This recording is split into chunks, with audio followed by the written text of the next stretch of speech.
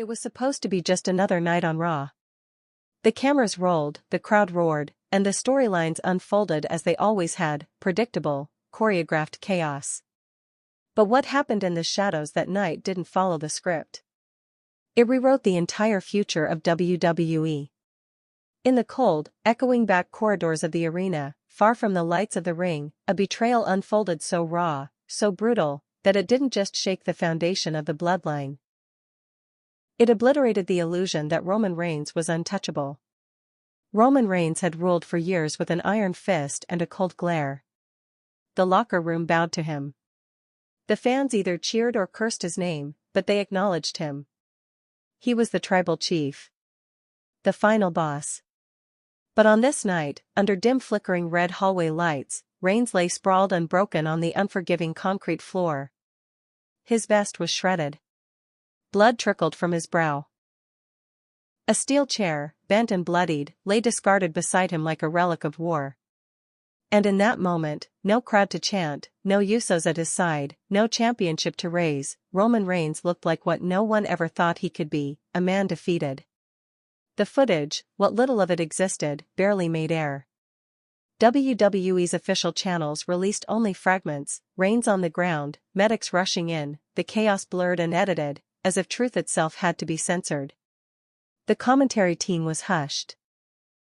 The hashtags were vague. The questions, however, were not. Who did this? And why? The locker room whispered.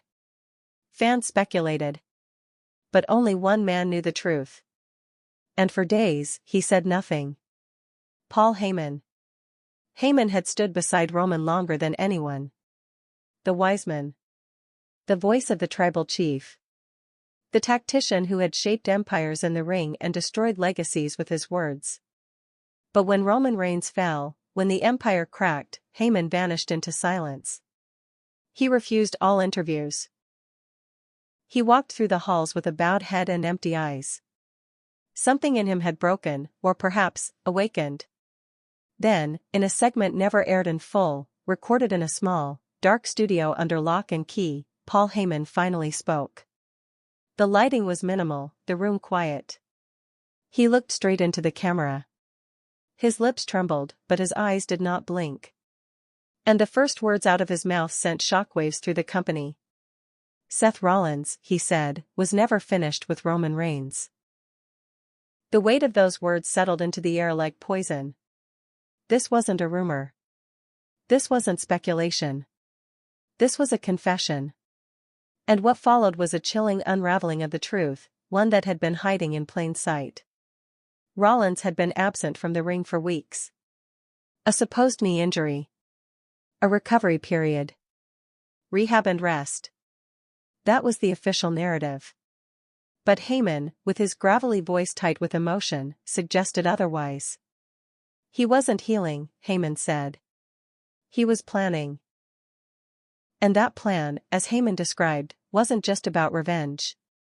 It was about dismantling everything Roman Reigns had built, brick by brick, from the inside out. It was about erasing the mythology of the bloodline and reclaiming the power that Seth believed had always been his. He waited, Heyman whispered, until Roman believed no one could touch him. That's when Seth always strikes. According to Heyman, it began after WrestleMania.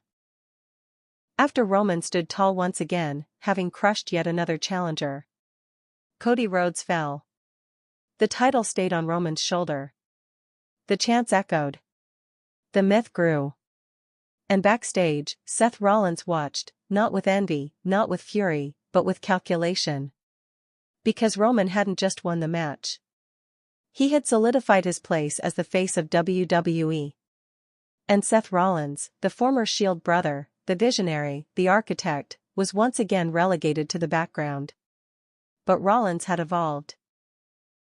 No longer the chaotic laughing man of yesteryears, he was now something far more dangerous, quiet.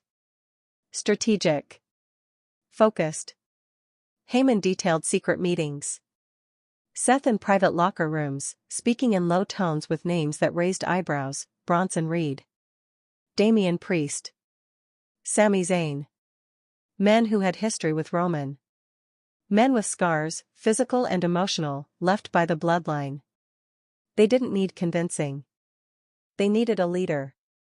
It was never about championships, Heyman said. It was about justice. About retribution. About burning the kingdom to the ground. Reigns had grown too comfortable. Too powerful. He moved through the locker room without fear, often without security. He believed he had no enemies left. But Seth knew his habits. He studied his routines. And on that night, when a storm delayed Roman's private flight and forced him to arrive late, the trap was sprung. Heyman's voice grew strained as he recounted the attack. It wasn't random. It wasn't sloppy. It was surgical. Cold. Like an execution. Masked men struck. They knew the route Roman would take to his dressing room. They knew where the cameras were. They knew when his team would be elsewhere. Reigns fought back. Shouts echoed. Something slammed, flesh against metal. And then silence. By the time officials found him, it was too late. Roman was unconscious. His necklace, the sacred symbol of his role as tribal chief, was gone. The camera systems had glitched, apparently from a power surge. Nothing was recorded. But Paul Heyman had sources. He leaned in during the interview, eyes narrowing. One of my people in production caught a backup audio file, he said. A voice. Distorted, but familiar. Laughing. Repeating one phrase over and over. Heyman swallowed. Then, he recited the words. Kings fall hardest when they forget they're mortal. The cadence. The tone. The twisted poetry. It was Seth. It had to be. No statement came from Rollins. No tweet. No promo.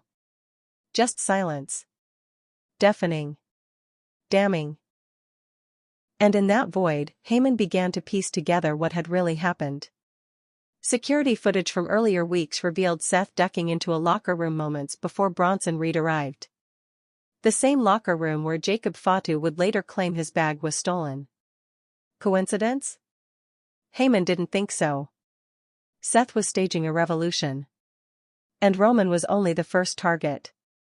But the most chilling detail came next. Heyman looked straight into the camera and said, "This wasn't just an ambush. It was a message. Seth doesn't just want to beat Roman. He wants to erase him." In the days that followed Heyman's statement, the WWE locker room shifted. Suddenly, no one trusted anyone.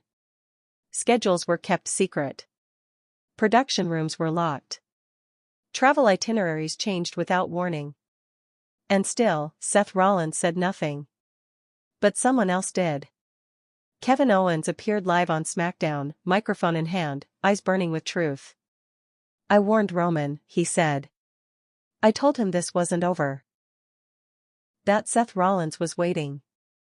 According to Owens, he intercepted a conversation between Seth and a rising NXT star, an unnamed talent who had been promised a place in something bigger than the bloodline.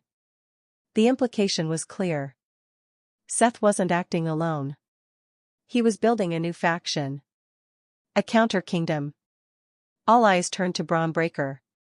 His rise had been fast. Too fast. Whispers of late-night meetings and unscheduled appearances began to spread. Heyman, when told of Owens' claim, simply nodded. "I knew Seth had followers," he said.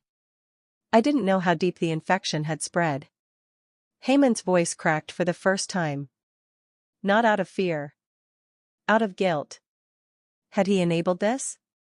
Had he, in trying to protect Roman, actually allowed the enemy to thrive?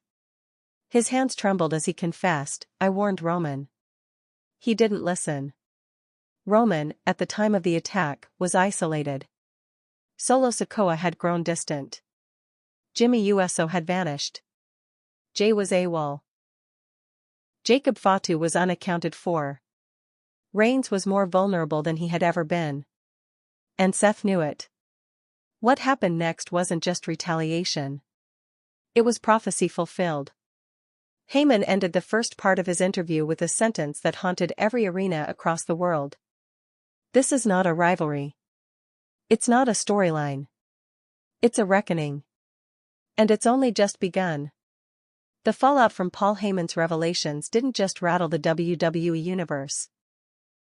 It shattered the illusion of control that WWE management had long tried to preserve. Raw became a powder keg. Suspicion whispered through locker room corridors like smoke from an unseen fire. Every glance felt weighted. Every handshake checked. The morale had changed, not just because Roman Reigns had fallen, but because the one man who'd always called himself the visionary had stopped imagining and started executing. Behind the curtain, WWE's most secure sanctuaries began to feel compromised. Office doors were triple locked. Unscheduled meetings ran late into the night. Executives were reportedly clashing over how to handle the growing unrest. Should they lean into the chaos for ratings? Or contain it before it swelled into real-world consequences? For Paul Heyman, there was no time for debate. He had ignited a fire that couldn't be smothered. And in private, he began preparing for what he called the third wave. Because first came silence. Then came war. And next would come the purge. Roman Reigns was still missing from public view. WWE issued statements that he was recovering. That he'd return when ready. But those close to the situation leaked a different version of events. Roman wasn't recovering, he was regrouping. And he was furious. "Roman doesn't recover," one backstage producer reportedly said. "He retaliates." And sure enough, as the next episode of Raw approached, cryptic messages began appearing across WWE social platforms. A single phrase scrawled in blood-red lettering: "He is watching." When Monday night arrived, the WWE universe held its breath. No one knew what to expect. The lights flickered. Static interrupted broadcasts. Pre-recorded segments failed to air. Backstage, crew members received orders not to leave their posts. Then, at 9:47 p.m., the screens went black. And Roman Reigns appeared. Not in the arena. Not on the stage. But on every screen, simultaneously. A dimly lit room. Shadows hiding parts of his face. His voice low. Measured. Dangerous. "Seth," he began, "you started this with whispers. I'm going to end it with fire." There was no bravado in his tone.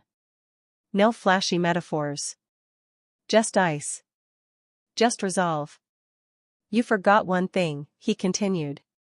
"You're not just going to war with a man. You're going to war with a legacy." He didn't mention the bloodline. Not once. Because in that moment, Roman Reigns wasn't speaking as the head of a faction, he was speaking as a dynasty. The screen cut to black again. And WWE exploded. Fans rushed to forums. Social media lit up. Commentators speculated if this was a sign of Roman's return or a mind game. But backstage, things were already changing. The return of Reigns, even if just through a screen, had shifted the balance. No longer was Rollins unopposed. His revolution now had a target. A living, breathing consequence. But Seth Rollins wasn't rattled. In fact, he seemed emboldened. The following week, he walked into Raw not as a man on the run, but as a man in command. Accompanied by Bronson Reed, Carmelo Hayes, and Ilya Dragunov, Rollins took over the opening segment. No intro music. No theatrics. Just the sound of their boots on the ramp and the searing hatred of thousands of fans in the stands. Rollins stepped into the ring and looked straight into the camera. "I told you," he said, "I don't burn things down. I build something better from the ashes." Then, one by one, his soldiers removed their jackets. Each wore the same symbol, a cracked crown with 3 lines scratched through it. Rollins called it the Severance. His new faction wasn't about family. It wasn't about loyalty. It was about separation, from the old guard. From bloodlines. From legacies manufactured by propaganda and protected by cowards. We don't wear blood, Rollins said. We wear purpose. That line, chilling in its delivery, sent a message. Roman Reigns may have returned, but the war had evolved. Backstage, Heyman watched from a distance. Alone. Silently. In recent weeks, he'd become a ghost. Still ever present, still respected, but no longer predictable. His allegiance was unclear. Some said he was merely surviving. Others whispered that he was once again playing all sides. But when Kathy Kelly approached him backstage for an unscheduled interview, Heyman didn't walk away. He stopped. Turned. And delivered a line that sent chills across the internet. You don't survive in this business by staying loyal. You survive by staying useful. It was the clearest indication yet that Heyman, like always, was far from finished. And then came the invitation. A special edition of Raw was announced, Reckoning, the confrontation. One night. No titles. No contracts. Just a face-to-face meeting between Seth Rollins and Roman Reigns. The hype was immediate. Commercials ran non-stop. WWE executives leaned into the buzz. Security was reportedly doubled. Fan attendance skyrocketed. And when the night came, the confrontation did not disappoint. Seth entered first. Dressed in gold, flanked by the Severance, every step dripping with swagger. He carried no briefcase. No weapons. Just a microphone. And a grin. Come on out, tribal chief, he mocked. Let's see if you still remember how to fight. Then, boom. Roman's music hit. The arena erupted. But this wasn't the usual entrance. The stage remained dark. The music slowed, distorted. And from the crowd, Roman emerged. Flanked by Jacob and Zilla Fatu. No entrance ramp. No spotlight. Just fire. Reigns walked through the fans like a myth returned. His eyes never left Seth's. Not once. He entered the ring slowly. Removed his necklace. Dropped it at Seth's feet. You want the crown? Roman said. Then take it. Seth looked down. Smirked. Then kicked the necklace back at Roman. You're not a king, Seth whispered. You're a relic. That's when the brawl erupted. Jacob lunged at Dragunov. Reed speared Zilla into the barricade. Carmelo Hayes launched off the ropes with a missile dropkick. But at the center, Roman and Seth. Fists flew. Elbows cracked. The crowd screamed. There were no referees. No officials. No control. Just carnage. Until, suddenly, the lights blacked out. Seconds later, a single spotlight appeared in the rafters. And standing there, was Paul Heyman. Holding a briefcase. A different one. Not the MITB. But one with Roman's original shield symbol burned into its side. Heyman said nothing. Just stared down. And the message was clear, this war wasn't over. It had just entered its most dangerous chapter yet. The image of Paul Heyman high above the chaos, holding that briefcase marked with the fractured shield emblem, sent WWE into freefall. It was more than a callback, it was a signal. One that split the locker room.